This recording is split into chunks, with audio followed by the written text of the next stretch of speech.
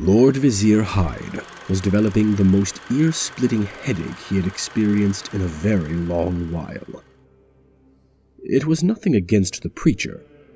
Hyde had long been a believer in the One, and held his followers in high esteem, but heavy-handed preaching was hardly conducive to an atmosphere of calm.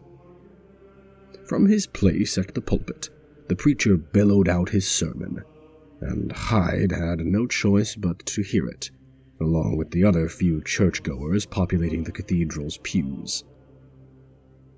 The congregation was sparse today. Few Dwero were concerned with prayer now that the traditional weekly service had come and gone. The clergy would continue to hold their services all through the week, whether anyone attended or not. But Hyde was less than fond of the more modern style of sermon that the clergymen of Ernholm subscribed to. It was his own personal belief that prayer should be quiet, introspective, a more meditative experience than anything else.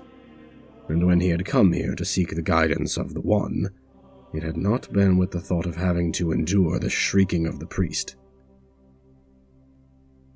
At the dawn of the first age, before the world was formed, the Nothing gave birth to the One and his fairies, first of all life. As light and as sound they existed, fleshless, formless, yet with consciousness still.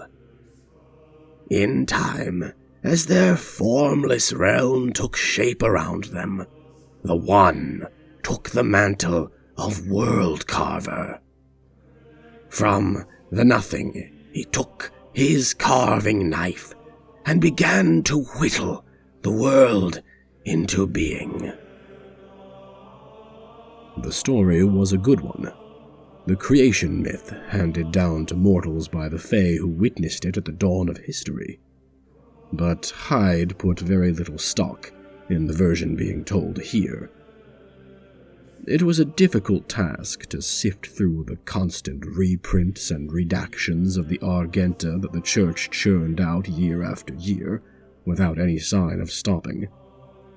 The true history had been passed orally from so many mouths to so many ears over and over again, that somewhere down the line, a bit of fanciful fiction had snuck in alongside the fact, and now the two were practically indistinguishable.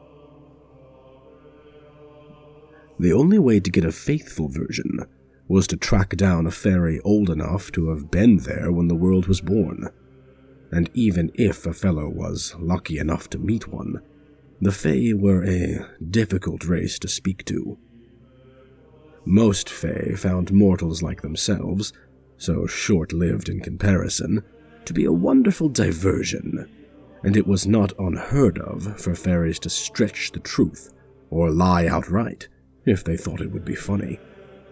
Even the less frivolous of their people, those with the longest memories of any living thing, had difficulty recalling exact details. And so while Hyde could accept certain broad strokes of how their world came into existence, he preferred to fill in the blanks on his own. Now he knelt in his pew, eyes screwed up tight, one fist placed over the other in prayer, struggling to tune out the priest and focus on his own thoughts. He had plenty of reason to seek the aid of the One today. His splintering headache was far from the only thing troubling him. Hyde had long served at the side of King Andronax Igracia, son of Kelamin. Since his youth as chief butler in the palace, to his middling years as an advisor, and now to the twilight of his life as vizier, he had remained a steadfast and faithful friend to the king. One could even say that the two men had grown into their respective roles together, for Hyde had known Andronax since the king was only a boy. He had been present when Andronax's firstborn son, Christofax, had been born, and he had stood by his lord's side when the rebellion had risen up against the crown and threatened to drown all of Dwero country in blood and tears. It could be argued by nobody that Hyde had given Andronax any reason to doubt his loyalty or his wisdom, and so it was extra perplexing to Hyde why the king refused to see him. Certainly they had been in one another's presence over the past several weeks. That had not changed, and in matters of managing the city, Andronax remained quite transparent with his right-hand man. But it was the king's own mind that was now closed off to Hyde, and that he found quite distressing. Never before had Andronax hidden something from him, always willing to seek Hyde's advice or opinion on any matter that could be conceived. But now the king was guarded, secretive. Something unknown troubled him, and Hyde was not the first or the last to have noticed it. Oh, the city in itself knew nothing, carelessly going about their lives, blissfully unaware of the shadow that loomed over their leaders. Hyde envied the common man that ignorance. The court, however, knew that something was wrong. No one could say what. Andronax was clever at keeping his plans and thoughts close to his chest, but the sudden shift in demeanor was harder to conceal. His sons, the princes, had been the first to notice, and after them had been their servants, the lords of the city's trade guilds and craftsmen, the House of Representatives from across Dwero country, and many high-ranking men of the cloth. Andronax was not himself, the rumor said, and Hyde was hard-pressed to even try to dispel it. Paranoia seemed to gnaw at their king's every thought, and it showed in his actions ever since he had taken counsel from the Fae atop the mountain. The fairies who dwelt in the winds of the coming winter had revealed something to the Dwero king, something of ill portent, but what it was Andronax refused to reveal, or even reveal that it was the tidings of the Fae that had given him such misgivings. Hyde could suspect, he could guess, but he could not get Andronax to speak to him about it, and that was what worried him most. The king had ordered that the city remain on high alert, that any and all abnormalities, no matter how small, be reported directly to him, and that no interloper be allowed within the mountain until they had been thoroughly vetted. Clearly, Andronax suspected danger, but from where, from who, and why? The Civil War was over. Hyde had borne witness when the last rebel was executed, and he had been present when the physicians pronounced him dead. Peace had settled over Dwero country like a blanket in the years following, and no unwelcome news had blown their way for some time. The peninsula where their people made home was isolated from the rest of the world, penned in by vast salty oceans to the south and west, and neighbored only by the troll cities to the north, before the whole continent was split in two by the Red Sea. If there were enemies about, Hyde could not think from where they would spring. The feeling suddenly struck him that he was being observed, and he opened his eyes, scanning the churchgoers around him, to try to see who was looking at him. Most of the other Dwero around him were silently praying, as he had been, or else gazing up at the preacher. All the time that Hyde had been absorbed in thought, the preacher had continued to bellow out his tirade. So the carver refused. Oberon had presumed to ask of him too much, and in shame was the brightest star cast from the heavens back to the earth, where in anger and humiliation he festered and grew bitter. The carver, he decided, was wrong, and in his anger and his wounded pride, he cast off the name the carver had given him, and Oberon the Wise took the title of Rottenwick the All-Knowing, seeking to cure the world of its perceived flaws by his own might. Finally, just as the priest spoke the name Rottenwick, did Hyde spy the man who had stepped into the cathedral and was watching him intently. Prince Christofax, firstborn son of the king, had come into the church and stood, leaning against the great doors, arms folded across his chest. As Hyde met the prince's gaze, the younger man jerked his head to the side, and it was not difficult to understand his meaning. With a slow sigh, Hyde clambered to his feet, but not before whispering one final prayer as he prepared to leave. "O World-Carver, Father of all things, shield us from the machinations of our enemies. Make of us the instrument of your will, that we may walk the path of righteousness and never stray. Shield our hearts, souls, bodies, and minds from the Fallen One and his black sires who prowl at the edge of night. From Rottenwick keep our will from falling, that we may never waver in devotion to you.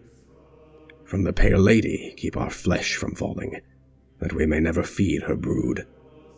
From Tir Ungol the Serpent keep our ears from hearing, that we may not be subject to his lies. From Aurthane the Clinging Shade keep our thoughts from forming, that we may resist dark dreams. From Haskir the Monster King keep our loyalties from returning, that we may cast off the heritage of goblins. From Hirsoth the Dragon Sire keep our strength from failing, that we may walk the path of humility. This we beg in the name of Saint Lurien the Fair, by whose grace your world was delivered from evil. Aurgenta." As he finished praying, Hyde fetched his walking stick from where it had lay beside him, and managed to haul himself up to his feet again. It was not so easy to move around at his age, and he knew that it would have been wiser to simply sit rather than try to kneel. But Hyde was a man who believed that the principle of a thing was important, and no matter how aged he became, he would do his best to follow the customs of prayer that he had learned as a boy. Christofax met him with a raised eyebrow as he hobbled to the back of the congregation. "I thought I might find you here," the prince grinned, holding open one of the great doors so Hyde could pass through. "And why shouldn't I be here?" Hyde grumbled. "It is not as if your father seems to have much use for me anymore, and a little prayer can do a man good." Christofax gently let the door fall shut behind them, and as it did, the sound of the preacher therein grew muffled. Hyde was not sorry to be deprived the rest of the man's lecture. "I see that someone is feeling grumpy today, The prince's grin grew wider, and Hyde glowered at him. "Well, you'll be pleased to know that my father has sent for you personally. He asked me to find you with all haste." At this, Hyde gave pause.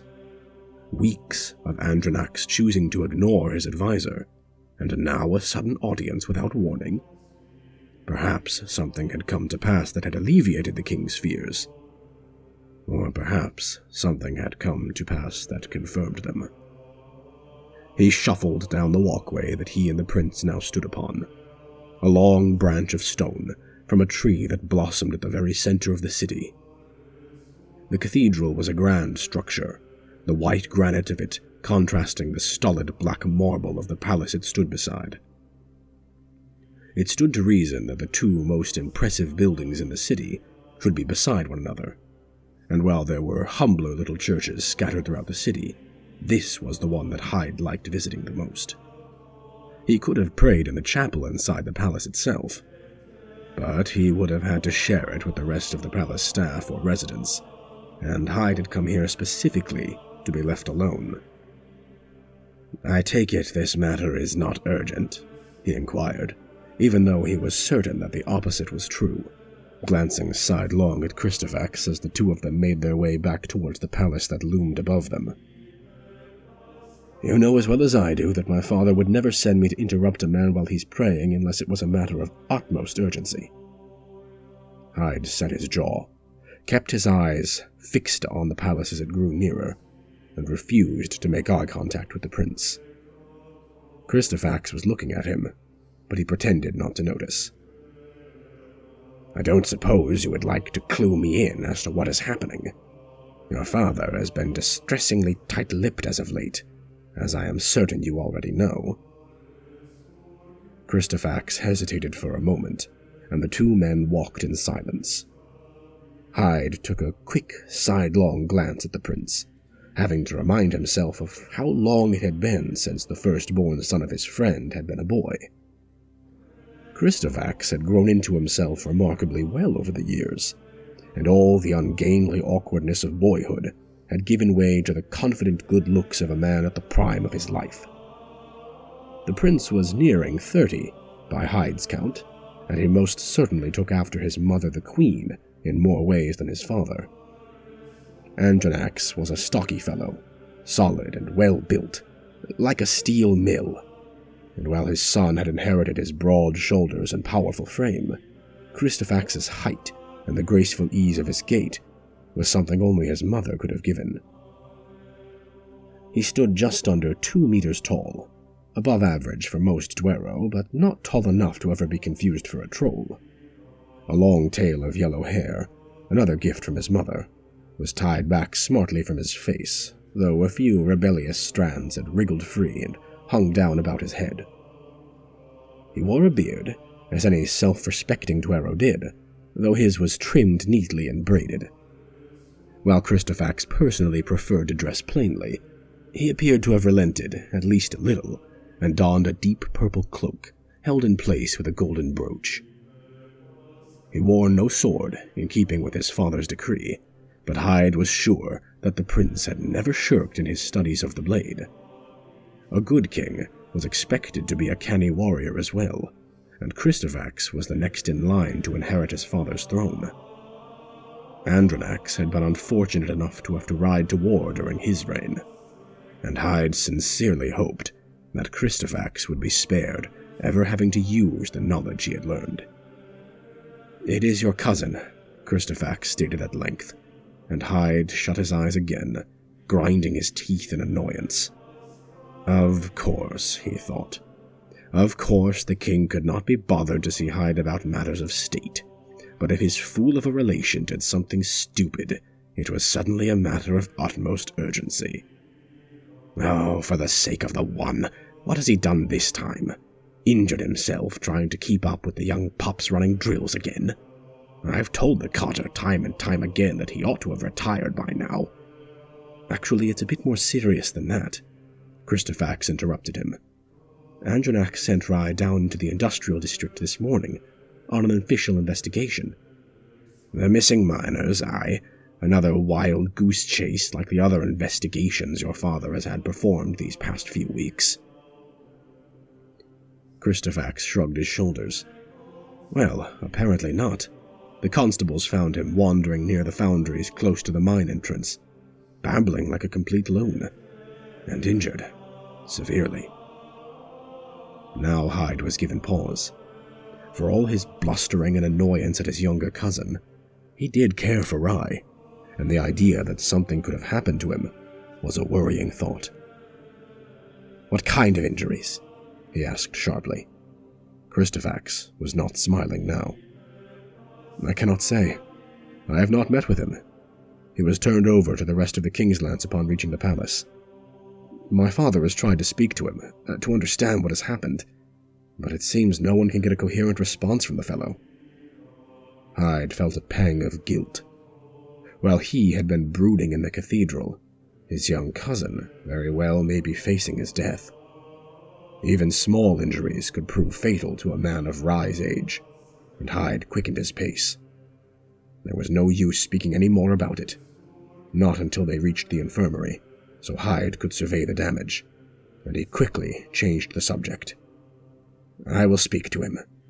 In the meantime, tell me of yourself. How fares our princess consort?"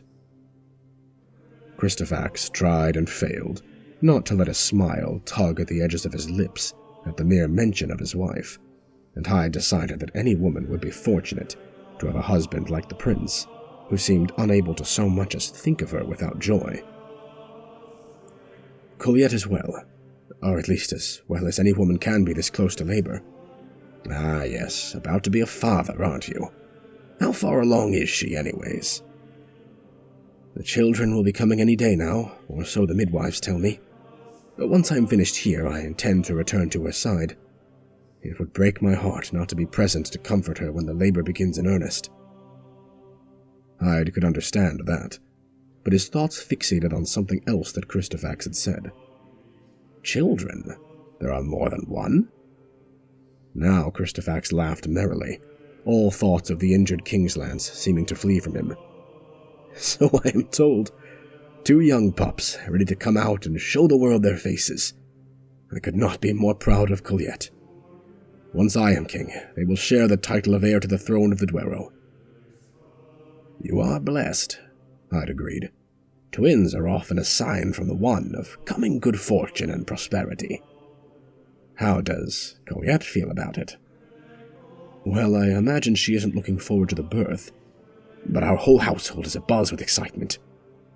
I will be the first of my brothers to have children, and I think many of them cannot wait to meet their nephews. No bitterness, I hope, about any of them falling down the chain of succession to make room for your children. Christofax scoffed at that, and both men paused to give a nod of solidarity to the guardsmen on duty outside the palace gates. Hyde and the prince were both easily recognizable by face and demeanor as belonging here, and it would have been reductive for the custodians to have to ask for identification from either of them. A simple bow of the head and a salute of 2 fingers to the left temple was enough. Oh, Silosax was a bit fussy about the concept of succession and who would end up where, but that was months ago. I cannot see him making much of a commotion anymore. I think all of my brothers have made their peace with their places in the family and the state. Hyde considered that. 12 sons in the royal family, and only Christofax would sit the throne, barring some horrible contrivance of fate. He wondered what the other princes would be feeling, whether or not there was some level of resentment or bitterness about their place in the city, or the future that they had to look forward to. Christofax was still talking. Most of my brothers seem as excited as I am about the whole thing. Ardax especially keeps asking me how long it is left until the children are born. Hyde struggled to remember which brother was which in the menagerie of royals. Ardax was, if he recalled correctly, the 12th born and youngest son that Adronax had sired. Still a mere boy, unable to grow more than a few scraggly whiskers on his chin, I'd supposed that the youngster would be pleased to know that he was finally not going to be the youngest prince in the palace. Of course you have my congratulations, Christofax, he finally spoke up. I could not be happier for your family on this joyous occasion. My thanks, old friend. I trust that we can expect you to give a speech at the celebratory banquet, following the christening. Hyde snorted. A speech? You expect too much from this old servant. But if it pleases you, I will say a few words. Christofax clapped a hand over Hyde's shoulder. Excellent, my friend. Truly wonderful. We will get Rye looked after properly, and all will be as it was. I do not think that anything could spoil this day for me. It was with those words that the pair of them finally found themselves entering the infirmary of the palace. There were proper hospitals out in the boroughs of the city, but the finest care and most talented physicians would be employed here. It was the time of year when sickness seemed abundant with the onset of cold weather, and more than one of the sick beds held an occupant.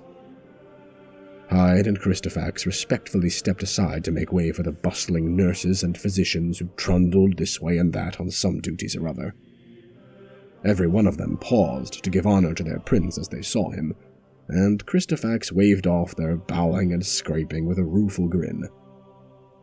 It was remarkable, Hyde noted, how modest a fellow the prince had turned out as, given his upbringing. They came upon King Andronax in the corner of the clinic. The king sat on a chair that had been pulled over to rest beside one of the sick beds, where a familiar figure slumped. "Father, I have fetched Lord Hyde," Christofax announced quietly as they approached. Hyde performed as deep a bow as his bad back would allow. "Highness," he muttered. Andronax looked up. "Hyde, thank the One. I thought we would find you in prayer at the cathedral. I am sorry to interrupt." Think nothing of it, my friend. My cousin's health is more important. May I ask what has happened to him?" As if he had only just heard Hyde's voice, Rye's head shot up. The sight of him was enough to make Hyde step back in shock. His cousin's face was streaked with dirt and blood, minor scratches and scrapes disfiguring him, though they were not what drew Hyde's attention. Rye's left eye was a mess of pulp and blood, the runny jelly of his ruined eye streaking down his face as his remaining good eye rolled crazily in his head. His armor and clothes, which he had not yet been stripped out of, were covered in soot, dust, and some undefinable sticky fluid that stained the sheets of the bedspread. The weapons that he should have carried with him as a king's lance were nowhere to be seen, and he did not even seem aware of the damage to his face. "Rye!" Hyde could feel his hands trembling as he reached out to touch his cousin's face. "His fellow king's lance brought him here," Andronax explained. "He will not speak, save to babble. I thought if anyone would understand, it would be." Andronax was cut off as Rye seemed to gain lucidity for a moment. His remaining eye focused quickly on Hyde's face, and he darted forward, gripping Hyde's arm so tightly that it felt as though his bones would shiver to pieces. "1,000 gnashing jaws! Foul breath!" Rye snarled. "Doom is come to her home. Doom to the world." Andronax looked deeply troubled as Hyde looked over at him fearfully. "Rye, it is Hyde, your cousin. Speak plainly, man. What did you see beneath the city?" Rye thrashed in the bed. His good eye lolled once again, and his voice rose to a fever pitch as spittle flew from his lips. Uneasy glances were being thrown their way from the staff and patients all around them, and when Rye's wordless din finally became coherent again, Hyde still could not understand what it was he was trying to get across. "The One protects his own. We are not. All from them, born from them, life from them, death from them. I saw their eyes when they died." "Rye, focus!" Andronax rose to his feet, fists clenching. It was clear that something the delirious man had said had struck a chord in the king. "What did you see beneath the mountain? What has become of the missing miners?" "Dead. All dead. Dead, but life again. New life. Her children." Andronax set his jaw and turned to his son. "Christofax, rally the rest of the King's Lance and have my orders delivered throughout the city." "Father?" The prince was clearly shaken. "Seal off the industrial district. Have all the workers return to their homes immediately and shut the gates. Not a single soul is to be allowed out from residential." Hyde turned from his cousin suddenly in protest. "Highness, we cannot simply close down all of the workshops.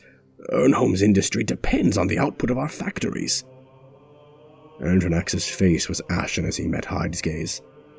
"I have spoken. Let it be done." "At once, father." Christofax nodded, and made his way out from the infirmary with haste. Hyde watched him leave, speechless. "Highness, with all respect, what is happening? You are not yourself. How can I advise you if you will not listen to me?" Andronax was not paying attention to Hyde, instead focused purely on Rye and his blubbering. Hyde had never seen his cousin like this. Since Rye had been a mere boy, he had been headstrong, fearless, a dweller with a cool head in the toughest situations, and that had not changed as he had grown to manhood. Hyde could remember, when he had been a young man and Rai a mere pup. All the trouble he had had to get his young cousin out of, thanks to his reckless courage. Rai had never shied from a fight, even a fight he understood would carry no victory, and he had always borne injury with grace. Pain was an old friend, rather than a hated foe to the fifth spear. Rai was brave, unflinching, a man more akin to stone than flesh sometimes compared to his older and more bookish cousin. To see him like this, bleeding and battered, a one-eyed madman sick with terror, it shook Hyde to his very core and pierced his own heart with icy needles of fear. What could he possibly have witnessed in the mines to make him like this? And what could Andronax have intuited to justify his orders? Ernholm's industrial district was the beating heart of the city. Though the palace and cathedral sat in the center, they were nothing without industry to feed them. The Duero could not raise crops nor livestock inside the mountain, and so the clever shaping of wondrous and beautiful things from the gold and silver they pried from the earth was their only leverage for trade with the rest of Duero country and their troll neighbors to the north. For Andronax to order the entire district to be sealed off and abandoned, their straits must be dire indeed. Rai continued to yammer and bleat incomprehensibly, hands trembling, his whole body shaking like a leaf in the wind. Over and over the king demanded of him, "What did you see? What comes for us?" But no reliable answer could be gleaned from his nonsensical babble. "Life from within, life from without. Look into his eyes and see the lie made truth. Born from them, returned to them, cunning and hate," Rai muttered. Hai knelt beside his bed, removing Rai's iron grip on his arm with some difficulty and clasping his cousin's face between his hands. The two men locked gazes, Hyde's two good eyes fixated on Rai's one. For a moment they sat there in silence, and even Andronax knew better than to interrupt. "Rai, you are King's Lance. You are a man of the crown and a loyal servant. You have faced the darkest hour of our people and walked away unscathed. Find your courage. Remember who you are. Speak to us." Rai's wild eye focused. The pupil grew very small, and he fell completely silent. His jaw was clenched tightly, and through his matted beard, Hyde could see blood and spittle flecking his chin. "Black sires!" he hissed, and Hyde sighed, leaning back away from his cousin. "I cannot reach him. The man is delusional." "No, let him speak," Andronax ordered, lifting a hand. "Where, Rai? Where are they?" "Beneath us. Dug up. Everyone gone. Everyone remade. The killing earth that gulps and swallows." Hyde scoffed. "Highness, you cannot honestly believe that he witnessed the end of my line, Hyde," Andronax said quietly. "What?" "The warning the Fae of the Mountain Peak delivered unto me. They warned that House Igracia would meet its end when the jaws of the world were opened. I thought we had more time." "The Fae are eccentric, Highness." Hyde tried to apply reason to what he was hearing. The king had spoke softly, so no one else in the infirmary would hear, but Hyde had understood him quite clearly. "And what would you have me do, Vizier? Ignore their warning? Ignore the wounds of one of my most stalwart servants?" "Of course not." "Then do not question this order. Merely see it done." Andronax turned from Hyde to try and speak to the wounded Kingslance again. Hyde felt a notion of indignance at his liege's words. "I offer only to advise you, Highness. How can I aid Ernholm if you will not listen to my counsel? You would trust the word of these fairies over the word of one of your most faithful servants." Andronax was deathly calm, and Hyde knew that he was treading a very fine line by testing the king's patience with his impertinence. But after weeks of avoiding him, Andronax finally summoned him, and it was only to bear witness to a terrible injury and to be ignored.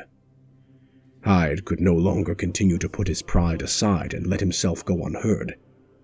His judgment certainly was not aided by the presence of the splintering pain behind his eyes that would fade into a dull ache and then sharpen once more by the minute. Rye is a faithful servant as well, Hyde. Would you trust your own stubborn mind over the word of your family? The king shot back. Perhaps the return of Rattenwick's 5 was not what Rye witnessed beneath the mountain. Perhaps you are right and he is mistaken. Tales for old wives and for children are nothing to fear, yes. But your cousin is missing an eye. Our minds have fallen entirely silent, and only he has returned from venturing beneath them. I will take what steps I must to ensure that Ernholm endures. Hyde had nothing to say to that, and his head throbbed. Rye, meanwhile, had relapsed into gibberish, and it was clear that they would get nothing more from him. Andronax rose to his feet. "Tend to him," he instructed the attending physician. Hyde could not recall the fellow's name. "We will do all that we can," came the answer, but Andronax was already departing the infirmary, Hyde trailing just behind him. They met Christofax as the prince was returning to meet them. "It is done, as you have commanded, father." Christofax dipped his chin and gave a slight bow. "The king's lance dispersed throughout the city, and I have ordered the constables to relay the message until all the mountain knows your will." "Well done. Walk with us. There is more that I would ask of you," Andronax told him. Hyde took a moment to wonder how long the king had spent preparing for this eventuality. It seemed as though he had prepared to take these steps ahead of time, ever since learning that the end of House Agracia was destined to fall during his reign as king. The very idea was unsettling. The same dynasty had ruled since before their people had even come to be, since before the Duero had been born from the goblin filth. Hyde was not a fool.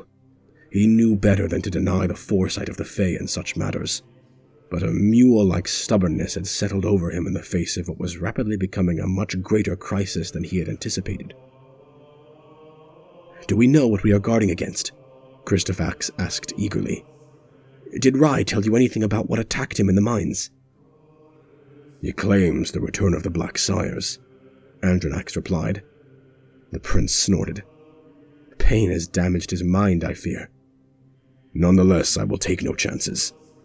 Ernholm is threatened, and I will not stand idly and let the last flame of this dynasty perish." "Yes," Hyde interjected, struggling to master himself and think of the good of the city before his own bruised ego. Andronax had been right. He had been a fool.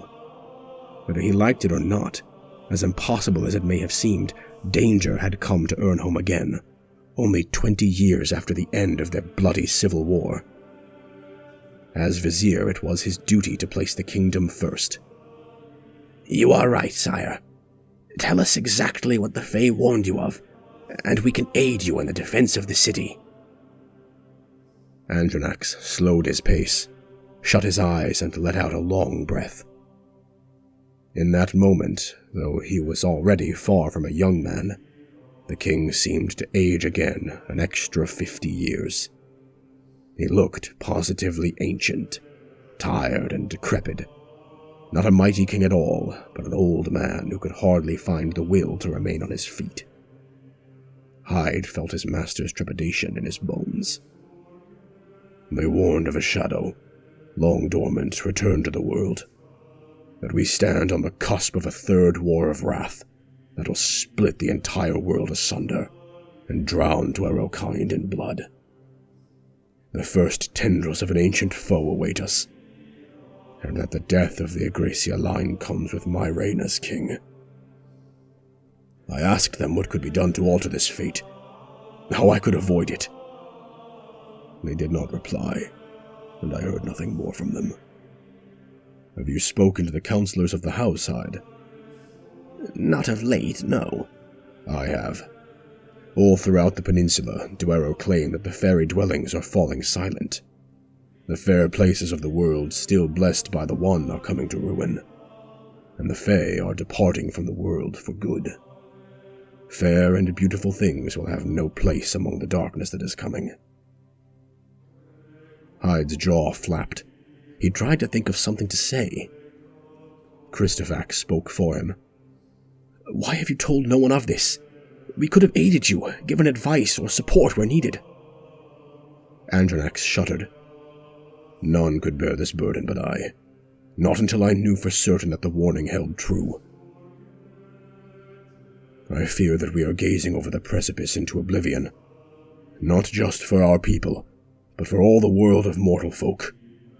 Perhaps the time is coming for existence to return to the side of the One. And I am not ready to go." The king's eyes grew hard. His jaw tightened, and Hyde understood that his old friend was not the sort to lie down and accept the end of his story easily. Not on the whim of a fairy prophecy. Not when breath still remained in his body and courage in his heart. The Dwero had survived when all the world sought the death of their race, changed from foul goblin to something nobler and fairer than they had ever dreamed of being. Theirs was a young race, a people whose time in the world had been a drop in an ocean of years, where all the world was the dominion of the trollfolk and the fae. They would fight, until the last bone splintered, and the last drop of blood was spilled. "We stand ready to face this," Hyde reassured him. "Urnholm will endure. This I swear to you." Andronax smiled. The years shed from him, and he was the great king of the mountain once again. "Indeed, we were born of this evil, fashioned from it. We turned from the darkness once, and now we will show these black sires that we are better than how they left us." "So you truly believe that Rai is not mistaken?" Christofax asked, quirking an eyebrow at Hyde.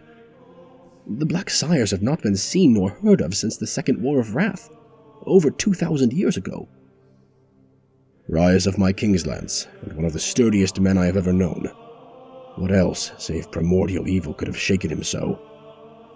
The Fae warned me of ancient darkness, and now my fifth spear cautions the same. I would be a fool to disbelieve them both."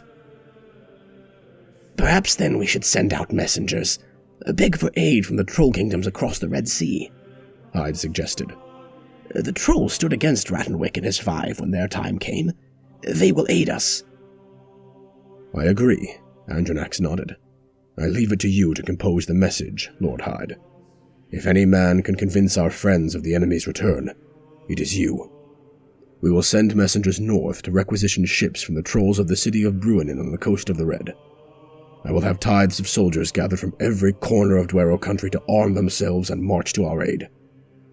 If it is in my power, then I say we kill the Black Sires, and put an end to this age of darkness before it can begin. As for you, Christofax, return to your wife's side. When the children are born and she is well enough to travel, I would have her take them and flee the city." Christofax protested. "But father, I can be of more use to you here.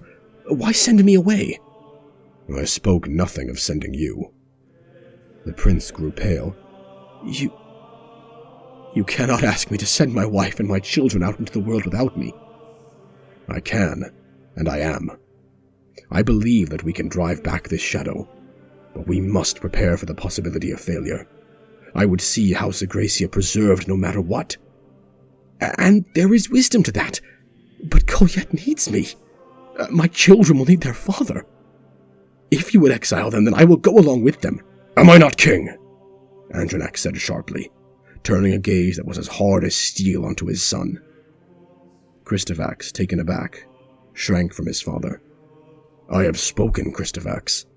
You are too valuable for me to send away. Should this adversary claim me, you will be the only man capable of taking my place. You will remain here so long as I sit the throne, and you will relay my orders to Colette." Hyde stepped forward placatingly. "Highness, Christofax's fears are justified. Perhaps it would be best to send all of them together." "No," Andronax insisted. "This is a part of being a king. We sacrifice the privilege to live as ordinary men do in exchange for our authority. The people of Urnholm need their prince, more so than Colette needs her husband. You know that I am right, Christofax." If it is such a terrible danger, then why not evacuate the entire city? The prince argued. What place do the city's women and elderly have in the battle to come? Andronax laughed without mirth. And send them all where? Nowhere in Dwero country is there another city able to support 80,000 refugees along their own populations. Urnholm cannot be so readily abandoned by her people. But a small party, those who carry the future of the line of kings with them, they can be sent into hiding until the danger is past. Be thankful that it is your own wife and sons who will be spared the horrors of a city at war. Do you think that any of your brothers can be afforded the same mercy? The prince looked down miserably, frowning deeply. No, father, he said quietly, and Hyde could hear the slightest hint of steel behind his words. A thought occurred. If one prince must remain here, perhaps another can be sent to accompany the princess consort, he suggested. Who could I spare? If Rye speaks true and doom has come to all our kind, which of my sons can I send out into the countryside to play nursemaid to a pair of mewling infants? What of Ardax, Highness? Hyde replied evenly. He is still a mere pup, barely reaching into manhood, but he is a canny lad and skilled with a sword in hand, and he has that squire that follows him, the clockmaker's boy. The two of them could keep your little one safe on the road. What say you, Prince Christofax? Would having your young brother go alongside your family into hiding put your mind at ease? The prince still looked unhappy, ill at ease in the face of this new development, but slowly he began to nod. If it is my father's will, then it must be done. I will go to Kolyat now to explain. Hyde let a hand rest on the prince's shoulder reassuringly. It is not an easy burden to bear, Prince Christofax, but you will bear it with nobility, as you always have. They will be safe away from the city until the enemy is laid low. Thank you, Lord Hyde. Christofax replied quietly and took his leave. Hyde and the king stood alone in the palace corridor, and neither of them spoke for a time. There will be much to do, Hyde eventually spoke up. I had hoped that we would not see war again in our lifetime. As had I. Andronax spoke wearily. I do not wish him pain, Hyde. You know that, yes? I understand, Andronax. When it was just the two of them, and nobody was nearby to overhear, that was when Hyde and the king could be as they had been in their youth. Two friends, facing down the evils of the world together. I leave the decision of whom to ask for aid at your discretion, Andronax replied. Thank you for standing by me, Hyde, even if I seem that I have gone mad. Forgive my stubborn nature. I have gone so long as vizier that I have forgotten my humility, I suppose. I will return to my cousin's side while I compose the letters, if it pleases you. Andronax waved a hand absently. Go on. We can spare 4 couriers, and I can only ever expect that Bruinen will be willing to provide 1 or 2 ships if we loosen their hands with gold. I will oversee the defense of the city in person, and make the danger known to the people. They parted ways, Andronax striding away, once again the war-tempered king he had been 20 years ago when rebellion had reared its ugly head. He had crushed one threat to his reign. Hyde hoped that he could crush this one as well. His thoughts turned elsewhere as he retraced his steps back to the infirmary. 4 couriers. With so small a force of messengers to work with, he would need to be selective with whom he asked for aid. The troll kingdoms across the Red Sea had many resources at their disposal, but Hyde knew that it would be difficult to convince the skeptics of the reality of the Black Sire's return. The idea was preposterous, so absurd that he himself was not still entirely certain that it was happening at all.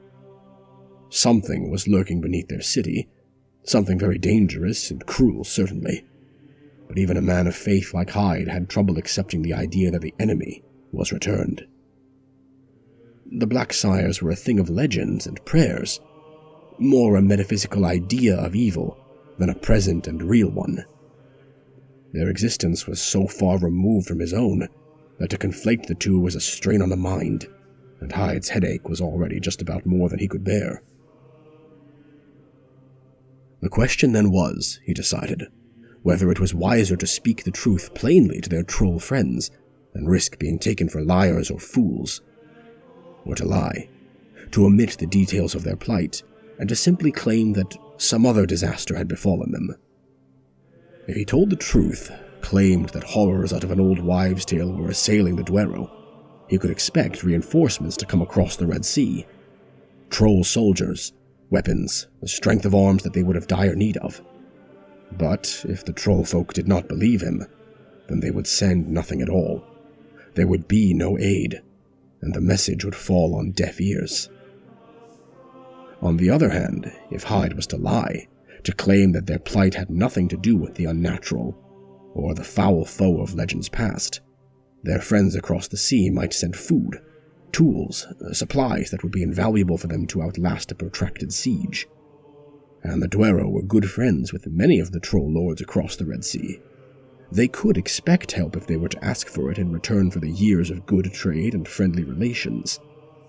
Food, medicine, and tools to help fortify the city would be well received, but claiming a natural disaster meant that their friends would not send soldiers, and would not be prepared to face the Black Sires, should the Duero fail. The choice is yours.